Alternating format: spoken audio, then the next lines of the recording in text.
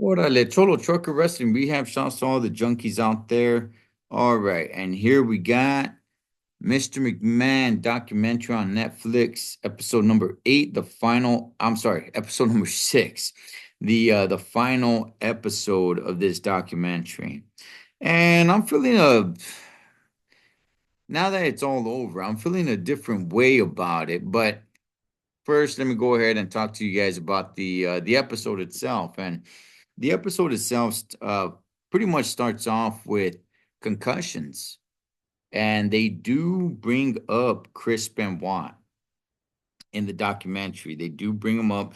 They bring up the fact, hey, what's up with all these wrestlers that died before the age of 45, right? But it was interesting getting into Chris Benoit. Now, I do remember the wrestler. I believe his name is Chris Nowitzki or something of that sort.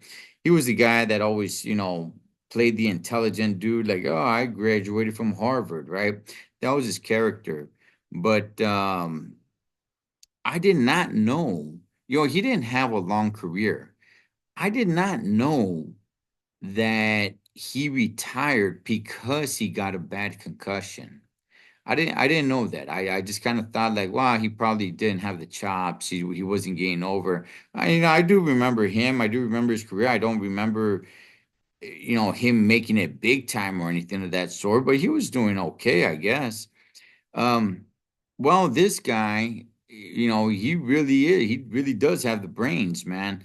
And he's actually one that started doing the investigation on head injuries and um Chris Benoit and what was going on with his brain, right?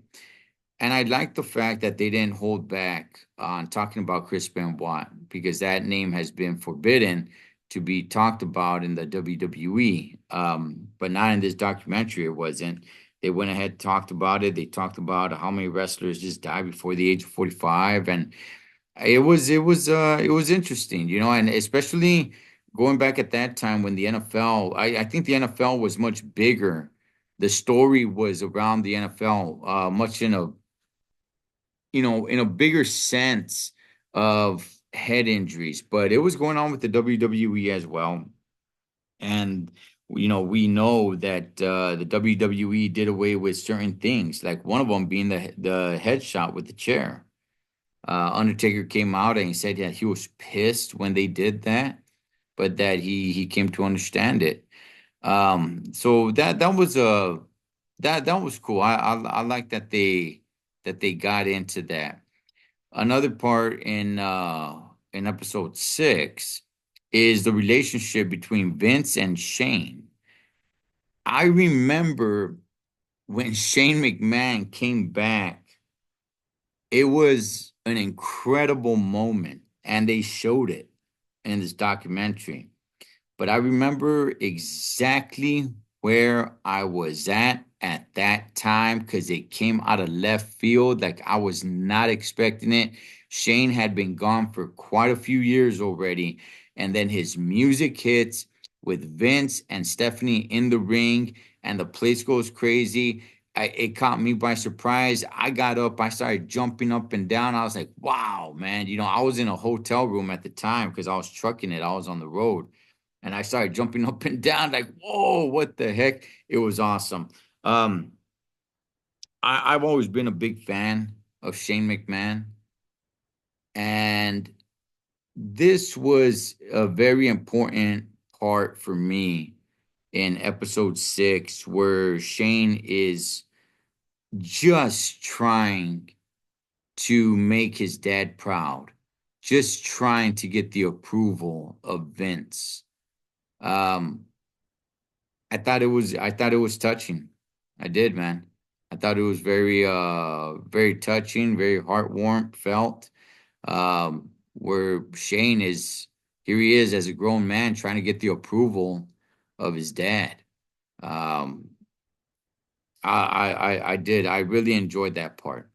I really did. And the complications with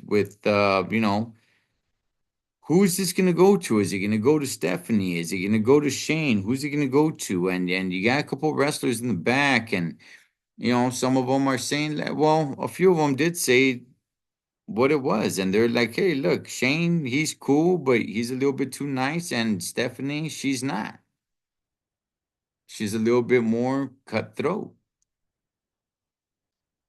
right? So, everybody believes that it went to Triple H, but in a way, it just kind of went to Stephanie.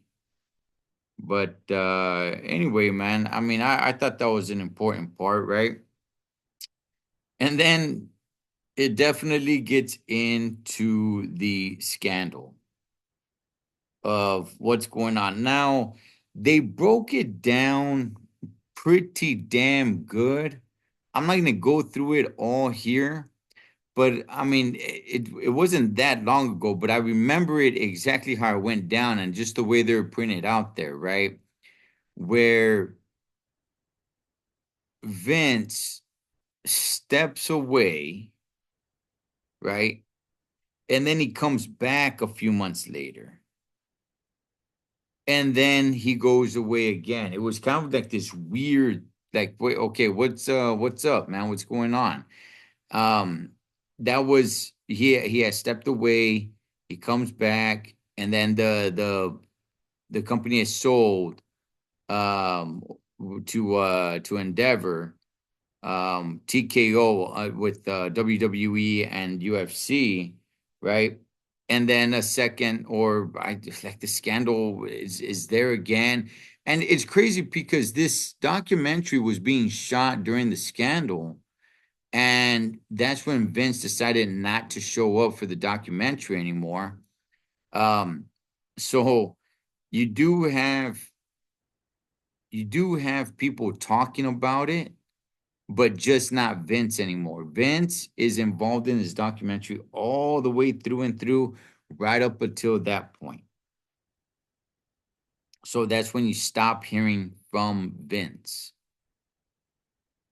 And a couple of allegations that were going on, not just with Homegirl, but a couple of other wrestlers, and yeah, man, it's still out there. It's still all not all said and done.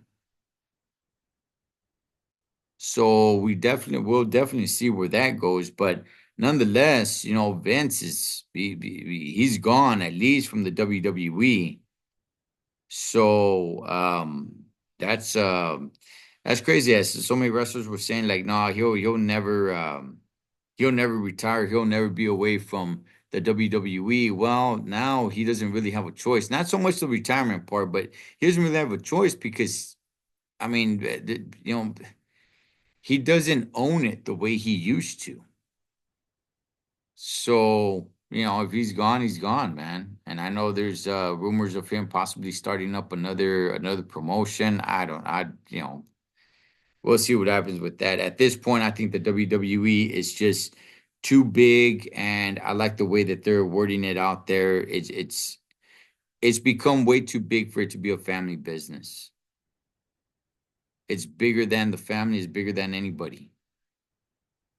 And I believe that to be true. But overall, this documentary, while it was somewhat entertaining, um, I'm not really sure why they did it. Like that's the kind of part that's a little perplexing to me.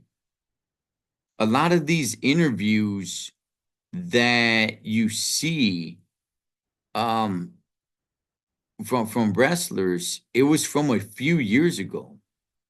The Undertaker's on there. That was back in 2021, I believe. John Cena's on there. Hulk Hogan's on there. Steve Austin's on there.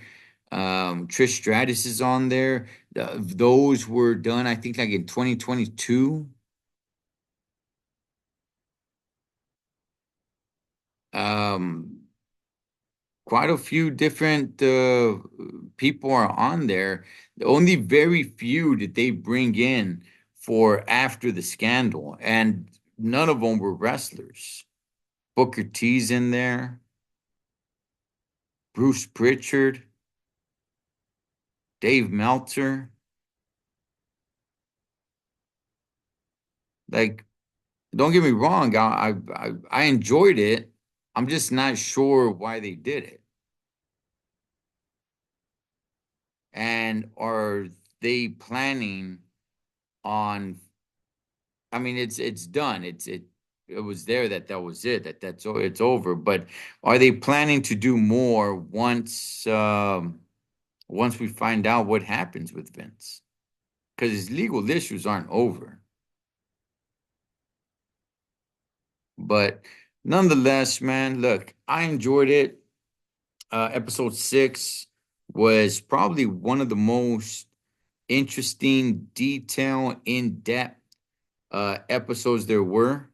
Got into some really, really interesting stuff, and I highly enjoyed it. Overall, the documentary, like I said, I enjoyed it.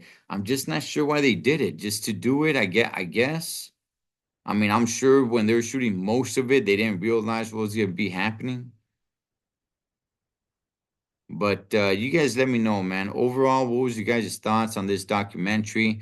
And do you think Netflix will go ahead and, maybe do a 2 episode series or something of what happens to Vince once all his legal issues are over, whether for the better or for the worst of Vince?